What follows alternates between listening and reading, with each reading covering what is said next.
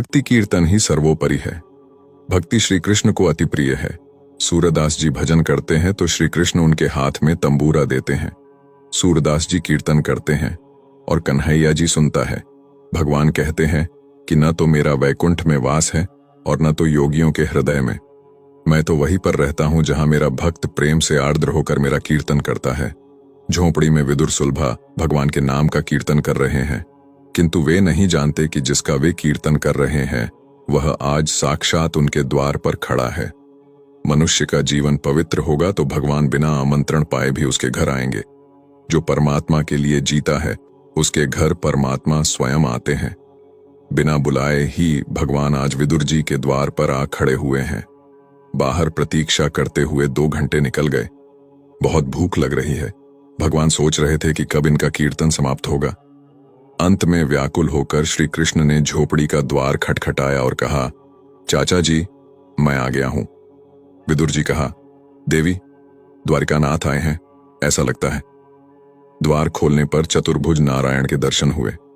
अति हर्ष के आवेश में विदुर सुलभा आसन तक न दे सके तो प्रभु ने स्वयं अपने हाथों से दर्भासन बिछा लिया और विदुर जी को भी हाथ पकड़कर पास में बिठा लिया।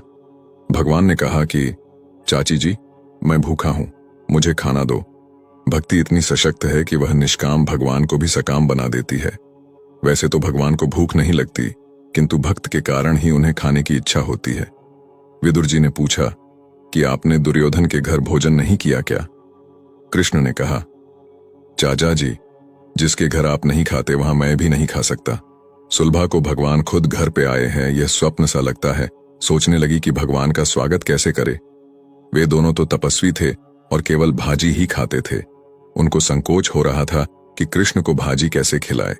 सुलभा को कुछ सूझ नहीं रहा था।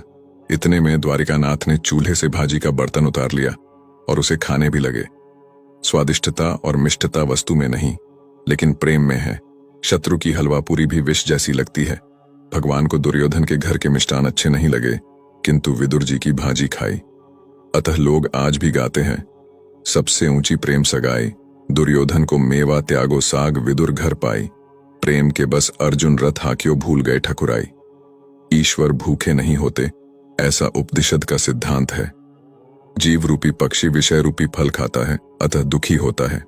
ईश्वर नित्य आनंद रूप है। भागवत का यह सिद्धांत सच्चा है। ईश्वर तृप्त है, किंतु जब किसी भक्त का हृदय प्रेम से भर आता है तो वे निष्काम होने पर भी सकाम बनते हैं। सगुण और निर्गुण एक ही है, निराकार ही साकार बनता है। ईश्वर प्रेम के भूखे हैं।